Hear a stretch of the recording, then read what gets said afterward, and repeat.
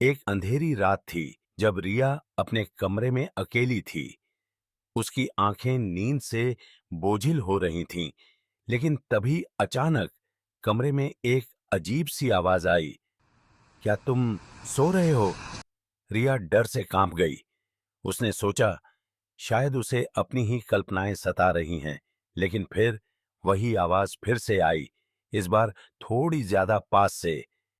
क्या तुम सो रहे हो? रिया ने पलटकर देखा, लेकिन कमरे में कोई नहीं था।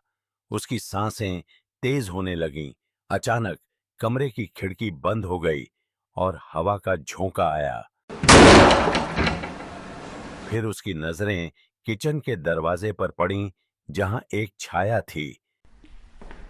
रिया की रूह कांप उठी। वो समझ गई, वो आवाज बाहर से नहीं, बल्कि कमरे में कहीं से आ रही थी।